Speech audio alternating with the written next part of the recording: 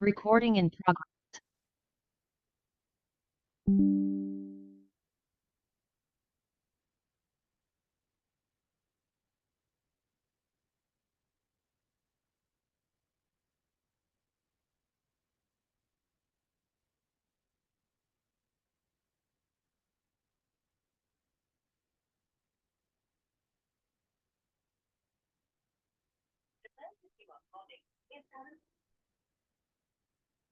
ओम शांति। आज की मुरली पवित्रता पे है। पवित्रता रूपी गुण को धारण कर डायरेक्टर के डायरेक्शन पर चलते रहो तो देवताई किंगडम में आप आ जाएंगे। तो प्रातः क्लास में सुनाने के लिए मम्मा के मधुर महावाक्य हैं। ओम शांति। इस दुनिया को नाटक भी कहते हैं। ड्रामा कहो, नाटक कहो, खेल कहो, बात देखिए। नाटक जो होता है वह एक ही कहानी होती है। उसमें बहुत बाई प्लॉट्स बीच में दिखाते हैं, लेकिन स्टोरी एक ही होती है। इस तरह से ये बेहद वर्ल्ड ड्रामा है। इसको नाटक भी कहा जाता है, जिसमें हम सब एक्टर्स हैं।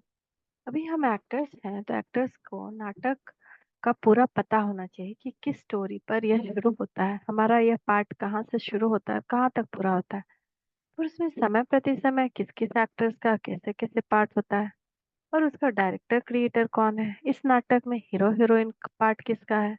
इन सब बात की नॉलेज होनी चाहिए। खाली नाटक कहने से तो काम नहीं चलेगा। नाटक है तो नाटक के हम एक्टर्स भी हैं। अगर कोई ड्रामा का एक्टर है और हम उनसे पूछे कि इसकी क्या स्टोरी है, ये कहाँ से शुरू होता है, कहाँ पूरा होता है, अगर वो कहे हमें मालूम नहीं, तो इसको क्या कहा जाएगा? कहेंगे इसको इतना भी नहीं पता, कहता है मैं एक्टर हूँ। एक्टर को तो सब बातों की जानकारी होनी चाहिए। नाटक शुरू होता है तो उसका अंत भी जरूर होता है। ऐसे नहीं हुआ है जो चलता ही चलेगा। इन सब बात चीजों को समझना है।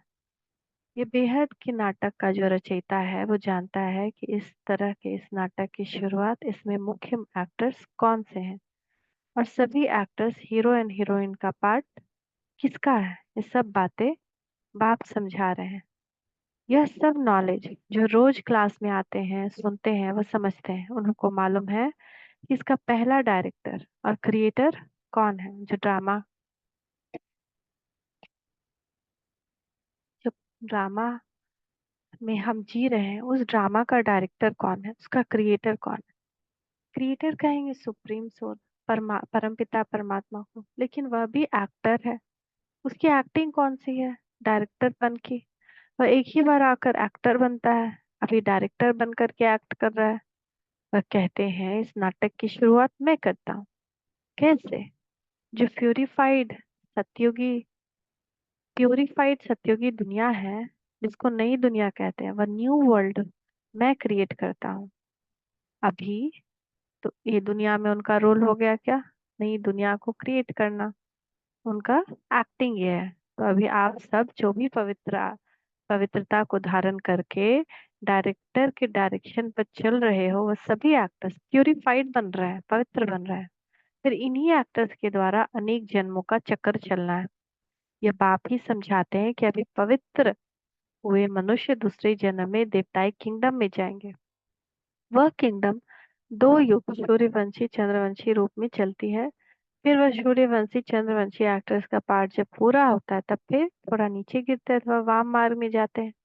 फिर दूसरे धर्मों का टर्न आता है, ब्राह्मण बुद्ध फिर क्रिश्चियन। ये सभी धर्म संस्थापक नंबरवार आकर अपना धर्म स्थापन करते हैं। तो देखो नाटक की स्टोरी कहाँ से शुरू हुई और कहाँ पूरी होती है। तो उसके बीच में दूसरे दूसरे बाई प्लॉट्स कैसे चलते हैं, ये सभी वृतांत बैठ करके समझाते हैं। अभी यह नाटक पूरा होने पर है। वह नाटक तो 2-3 घंटे पूरा हो जाए, दुनिया का नाटक इसको 5,000 वर्ष लगता है। बाकी उसमें थोड़े वर्ष है, बस अभी उसकी तैयारी है। अभी यह नाटक पूरा हो करके फिर रिपीट होगा। तो ये सारा वृतांत बुद्धि में होना चाहिए, इसी को ज्ञान कहा जाता है। अभी देखो बाप आकर के नया भारत नई दुनिया बना रहे हैं। भारत जब नया था तो इतनी बड़ी दुनिया नहीं थी। आज पुराना भारत है तो दुनिया भी पुरानी है। बाप आकर के भारत जो अविनाशी खंड है, प्राचीन अपना देश है, अभी देश कहते हैं क्योंकि दूसरे देश में यह भी एक टुकड़ा हो गया, परंतु वास्तव में सारी वर्ल्ड, सारी पृथ्वी पर एक भारत का राज्य था, जिसको कहा जाता है प्राचीन भारत। उस समय का भारत गाया हुआ है सोने की चिड़िया। सारी पृथ्वी पर केवल भारत का ही कंट्रोल था। एक राज्य, एक धर्म था। उस टाइम पूरा सुख था। अभी कहाँ है? इसलिए बाप कहते हैं इसका डिस्ट्रक्शन करके फिर एक राज्य, एक धर्म, प्राचीन, वही नई भारत, नई दुनिया बनाता हूँ। समझा? उस दुनिया में कोई दुख नहीं, कोई रोग नहीं, कभी कोई अकाले मृत्यु नहीं। तो ऐसी लाइफ पाने के लिए पुरुषार्थ करो। मुफ्त थोड़ी ही मिलेगी, कुछ तो मेहनत करनी पड़ेगी। बीज बोएंगे तो पाएंगे, बोएंगे नहीं तो पाएंगे कैसे? तो यह है कर्म क्षेत्र। इस क्षेत्र में कर्मों से बोना है। जो कर्म हम बोते हैं वो फल पाते हैं। बाप कर्मों के बीज बोने बोने का सिखला रहे हैं, जैसे खेती करना सिखलाते हैं ना। कैसे बीज डालो, कैसे उनकी संभाल करो, उसकी भी ट्रेनिंग देते हैं। तो बाप आकर हमारे को कर्मों के खेत के लिए कर्मों को कैसे बोएं उसकी ट्रेनिंग दे रहे हैं ना। कर्मों के खेत है ये दुनिया, उसमें हम कर्मों के बीज कैसे बोएं, कैसे बीज बोएं, उस बीज की सिलेक्शन कैसे करें, कौन सा कर्म का फल अच्छा होगा, कौन सा जो है वो कांटा उग जाएगा, उससे बबूल उग जाएगा, उसकी संभाल करो, उसकी भी ट्रेनिंग देते हैं। तो बाप आकर हमारे को कर्मों के खेत के लिए कर्मों को कैसे वो उसकी ट्रेनिंग दे रहे हैं कि अपने कर्म को ऊंच बनाओ, अच्छे बीज डालो तो फल अच्छा मिलेगा। जब कर्म अच्छा होगा फिर जो बोएंगे उसका फल अच्छा मिलेगा। अगर कर्म रूपी बीज में ताकत नहीं होगी, कर्म बुरे बोएंगे तो फल क्या मिलेगा? यह जो खो रहे हैं, खो रहे हो फिर रो रहे हो, जो खाते हो उसमें ही रो रहे हो। दुख है, शांति है, कुछ ना कुछ रोग आदि खिटपिट होती ही रहती है। सब बातें मनुष्य को दुखी करते हैं ना। इसीलिए बाप कहते हैं अब भी तुम्हारे कर्म को मैं ऊंची क्वालिटी का बनाता हूँ। जैसे बीज भी उसी क्वालिटी का होगा, तो उस क्वालिटी का बोएंगे तो उसका फल अच्छा निकलेगा। अगर बीज अच्छी क्वालिटी का नहीं होगा तो फिर अच्छी क्वालिटी का फल नहीं मिलेगा। तो हमारे कर्म की भी अच्छी क्वालिटी चाहिए ना। तो अभी बाप हमारे कर्म रूपी बीज को अच्छी क्वालिटी वाला बनाते हैं। तो बस श्रेष्ठ क्वालिटी का बीज अगर बोएंगे तो श्रेष्ठ फल मिलेगा।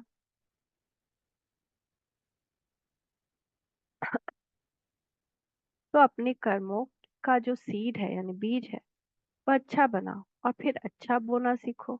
तो सभी चीजों को समझ करके अपने सभी अपना पुरुषार्थ करो।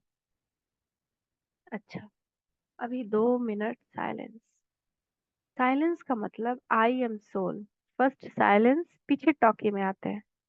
अब बाप कहते हैं फिर चलो साइलेंस वर्ल्ड, साइलेंस, शांति अपना स्वधर्म है।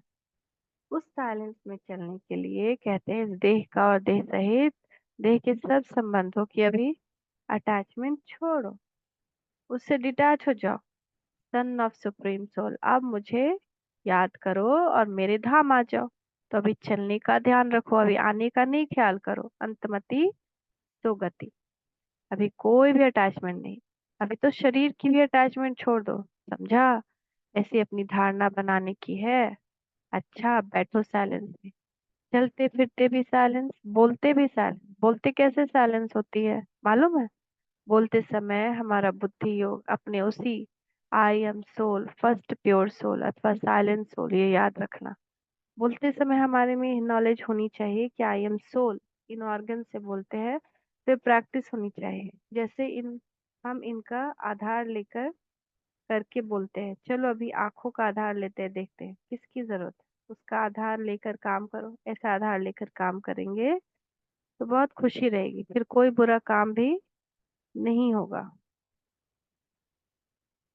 अच्छा, ऐसे माँ बाप दादा और माँ के मीठे मीठे बहुत अच्छे सदा साल की अनुभूति करने वाले बच्चों प्रति याद प्यार, गुड मॉर्निंग। थैंक यू मामा, थैंक यू, थैंक यू बाबा, थैंक यू। संदेशी के द्वारा, संदेशी के तन द्वारा ऑल माइटी पिता के उच्चारे महावाक्य मातेश्वरी जी के प्रति। कुछ शिव बाबा अ, मातेश्वरी जी के लिए मिलने आए और उनसे कुछ महावाक्य बोले शिव बाबा मातेश्वरी जी को, हे शिरोमणि राधे बेटी, तुम निस्दिन मेरे सम दिव्य कार्य में तत्पर हो, अर्थात वैष्णव शुद्ध स्वरूप हो, शुद्ध सेवा करते हो, इसलिए साक्षात मेरा स्वरूप हो। तो कितनी बड़ी बात है। इतना बड़ा खुद भगवान किसके लिए बोले कि हे शिरोमणि, सबसे ऊपर राधे बेटी, तुम निश्चित मेरे सम दिव्य कार्य में तत्पर हो, अर्थात वैष्णव शुद्ध स्वरूप हो, शुद्ध सेवा करती हो, इसलिए साक्षात मेरा स्वरूप। जो बच्चे अपने पिता के फुटस्टेप नहीं लेते उनसे मैं बिल्कुल दूर हूँ, क्योंकि बच्चा तो फिर पिता के समान अवश्य चाहिए। यह कायदा अभी स्थापन होता है जो सतयुग त्रेता तक चलता है। वहाँ जैसा बाप वैसा बेटा, परंतु द्वापर कलयुग में जैसा बाप वैसा बेटा नहीं होता। अभी बच्चे को बाप समान बनने का परिश्रम करना पड़ता है, मगर वहाँ तो नेचुरल ऐसा कायदा बना हुआ है, जैसा बाप वैसा बेटा। तो अनादि कायदा इस संगम समय पर ईश्वर पिता प्रत्यक्ष होकर स्थापना करता है। दूसरा संदेश, मधुर मालिक की मधुर मीठी दिव्य पुरुषार्थी बेटी, अब तुझे बहुत रमणीक स्वीटनेस बनाना है। अभी वर्ल्ड सॉवरेंटी की चाबी सेकंड में प्राप्त करना और कराना तुम्हारे हाथ में है। देखो, ऑलमाइटी जो हर एक जीव प्राणी का मालिक है, वो जब प्रैक्टिकल में इस कर्म क्षेत्र पर आया है, तब सारी सृष्टि हैप्पी हाउस बन जाती है। इस समय वही जीव प्राणियों का मालिक अव्यक्त रीति से सृष्टि को चला रहा है, लेकिन जब वह प्रत्यक्ष रूप में देहधारी बन मालिक बन पर कर्म क्षेत्र पर आता है, तब सत्युग त्रेता के समय सभी जीव प्राणी सुखी बन जाते हैं। वहाँ सच की दरबार खुली रहती है। जिसने ईश्वरीय सुख प्राप्त करने अर्थ पुरुषार्थ किया है, उन्हों को वहाँ सदा के लिए सुख प्राप्त हो जाता है। इस समय सभी जीव प्राणियों को सुख का दान नहीं मिलता, पुरुषार्थ ही प्रारब्ध को खींचता है। जिन्हों को ईश्वर से योग है, उन्हों को ईश्वर द्वारा संपूर्ण सुख का दान मिल जाता है। ओहो, तुम वही शक्ति हो जो अपनी ईश्वरीय ताकत का रंग दिखलाए इस आसुरी दुनिया का विनाश कर दैवी दुनिया की स्थापना कर रही हो। फिर पीछे सभी शक्तियों की महिमा निकलती है। अभी वह ताकत तुम्हारे में भर रही है। तुम सदा अपने ईश्वरीय बल और रुहाव के मर्तबे में रहो तो सदा अपार खुशी रहेगी, नित्य हर्षित मुख। तुमको नशा होना चाहिए, मैं कौन हूँ, किसका हूँ, हमारा कितना सौभाग्य है, कितना बड़ा पद है। अभी तुम पहले सेल्फ का स्वराज्य प्राप्त करते हो, फिर सत्युग में युवराज बनेंगे, तो कितना नशा चाहिए। इस अपने भाग्य को खुद देख खुशी में रहो, अपने लक को देखो, उससे कितनी लॉटरी मिलती है। ओहो, कितना श्रेष्ठ तेरा लक, जिस लक से वैकुंठ की लॉटरी मिल जाती है। समझा लकीय सुतावी फूल बच्ची। इस सुहावने संगम समय पर स्वयं निराकार परमात्मा ने साकार में आकर ये ईश्वरीय फैक्ट्री खोली है, जहाँ से कोई भी मनुष्य अपनी विनाशी कफन दे अविनाशी ज्ञान रतन ले सकता है। यह अविनाशी ज्ञान रत्नों की खरीदारी अति सूक्ष्म है, जिसको बुद्धि से खरीद करना है। यह कोई स्थूल वस्तु नहीं जो इन नैनों से देखने में आए, मगर अति महीन गुप्त छिपी हुई होने के कारण इनको कोई भी लूट नहीं सकता। ऐसा सर्वोत्तम ज्ञान खजाना प्राप्त करने से अति निर्संकल्प सुखदायक अवस्था रहती है। जब तक कोई नया विनाशी ज्ञान रतन खरीद नहीं किया, तब तक निश्चिंत बेफिक्र निर्संकल्प नहीं रह सकता। इसीलिए इन अविनाशी ज्ञान रत्नों की कमाई कर अपने बुद्धि रूपी सूक्ष्म तिजोरी में धारण कर नित्य निश्चिंत रहना है। विनाशी धन में तो दुख समाया हुआ है, और अविनाशी ज्ञान धन में सुख समाया हुआ है।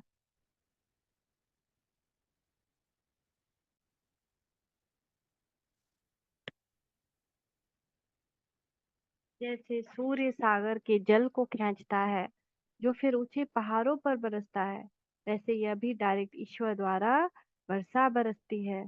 कहते हैं शिव की जटाओं से गंगा निकलती है, अभी इनके मुख कवल द्वारा ज्ञान अमृत धारा बरस रही है, जिसको यह विनाशी ईश्वरीय धारा कहा जाता है। जिससे तुम भगीरथ पुत्र पावन हो, अमर बन रहे हो। यह सिरताज बनाने की वंडरफुल मंडली है। यहाँ जो भी नर नारी आएंगे वो सिरताज बन जाएंगे। दुनिया को भी मंडली कहा जाता है। मंडल अर्थात स्थान। अब यह मंडली कहाँ टिकी हुई है? ओमकार में, अर्थात अहम स्वधर्म में। और सारी दुनिया स्वधर्म को भूल प्रकृति में धर्म में टिकी हुई है। तुम शक्तियां फिर प्रकृति को भूल अपने स्वधर्म में टिकी हुई हो। इस दुनिया में सभी मनुष्य निराकार ईश्वर को याद करते हैं, जिसे अपने नैनों से देखा भी नहीं है। उस निराकार में उन्हों का इतना अति प्यार रहता है, जो कहते हैं, हे ईश्वर, अपने में मुझे लीन कर लो। परंतु कैसा वंडर है, जो स्वयं ईश्वर जब साकार में प्रत्यक्ष हुआ है तब उनको पहचानते नहीं है। ईश्वर के बहुत प्यारे भक्त ऐसे कहते हैं, जिधर देखता हूँ उधर तुम ही तुम हो। भल वो देखते भी नहीं है, परंतु बुद्धि योग से यही महसूस करते हैं कि सर्वत्र ईश्वर सर्वत्र है। लेकिन तुम अनुभव से कहते हो कि स्वयं निराकार ईश्वर प्रैक्टिकल साकार में यहाँ पधारा है। अब सहज ही तुम मेरे से आकर मिल सकते हो। परंतु कई मेरे बच्चे भी साकार में प्रभु पिता को पहचानते नहीं। उन्हें निराकार अति मीठा लगता है, परंतु वह निराकार जो अभी साकार में प्रत्यक्ष है, उसको अगर पहचान लेवे तो कितनी न प्राप्ति कर सकते हैं, क्योंकि प्राप्ति तो फिर भी साकार से होगी। बाकी ईश्वर को दूर निराकार समझते और देखते, जिन्हों को कुछ प्राप्ति नहीं, वो ठहरे भक्त, उन्हें कोई ज्ञान नहीं। अब साकार प्रभु पिता को जानने वाले ज्ञानी बच्चे दैवी गुणों की खुशबू से भरे हुए स्वीट फ्लावर अपने प्रभु पिता पर अपना जीवन ही चढ़ा देते हैं, जिससे उन्हें जन्म जन्मांतर संपूर्ण देवताएं दिव्य शोभनीक तन प्राप्त हो जाता है। सेल्फ को जानने से ही तुम्हें राइट रॉन्ग, सत्य असत्य की परख आ गई। इस ईश्वरीय ज्ञान से ट्रुथ जवान रहती है, जिससे किसी का संग दोष चढ़ नहीं सकता। संग दोष की छाया उसके ऊपर पड़ती है जो खुद अज्ञानवश है। इस समय ट्रुथ जमाना है ही नहीं, इसलिए किसी की जबान पर भरोसा न रख, उन्हों से लिखत लिखवाते हैं। मनुष्यों का बोल अनट्रुथ निकलता है। अगर ट्रुथ होता तो उनके महावाक्य पूजे जाते हैं। जैसे देखो, डिवाइन फादर के ट्रुथ महावाक्य के शास्त्र बने हुए हैं, जिन्हों का गायन और पूजन चलता है। उनके ट्रुथ सत्य महावाक्यों की धारणा करने से ईश्वरीय क्वालिटी आती है। न सिर्फ इतना, मगर कोई तो पढ़ते पढ़ते श्री कृष्ण का ब्रह्मा का साक्षात्कार भी पा लेते हैं। ओहो, होली हृदय होली हस्त कमल, होली नयन कमल बेटी राधे, तेरी सारी काया पलट कमल फूल सम कोमल कंचन बन गई है।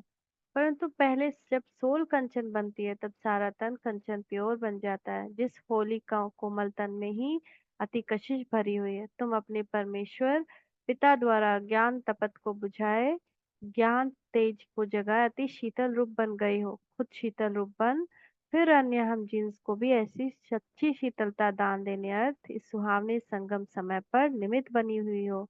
तुम्हारे जड़ चित्रों द्वारा भी सारी दुनिया को शीतलता और शांति का दान मिलता रहता है। अभी तुम सारी सृष्टि को सैल्वेशन में लाए, अंत में अपना दिव्य तेज दिखाए, न्यू वैकुंठ गोल्डन गुलशन में जाकर विश्राम करेंगी। अच्छा, मीठे मीठे शिव बाबा को हम बच्चों का याद प्यार गुड मॉर्निंग। वरदान। बाबा शब्द की चाबी से सर्व खजाने प्राप्त करने वाली भाग्यवान आत्मा भव। जैसे राधे भाग्यवान बनी, ऐसे हमको भी भाग्यवान बनना है। चाहे और कुछ भी ज्ञान के विस्तार को नहीं जान सकते व सुना नहीं सकते, लेकिन एक शब्द बाबा दिल से माना, दिल से औरों को सुनाया, तो विशेष आत्मा बन गए। दुनिया के आगे महान आत्मा के स्वरूप में गायन योग्य बन गए, क्योंकि एक बाबा शब्द सर्व खजानों की व भाग्य की चाबी है। तो दिल से कहें, मेरा बाबा। चाबी लगाने की विधि है दिल से जानना और मानना। तो दिल से कहो, मेरा बाबा, तो खजाने सदा हाजिर हैं। स्लोगन। बाप दादा से स्नेह है तो स्नेह में पुराने जहान को कुर्बान कर दो। अगर बाप दादा से स्नेह है तो स्नेह में पुराने जहान को कुर्बान कर दो, स्वाहा कर दो। ओम शांति। ओम शांति। ओम शांति।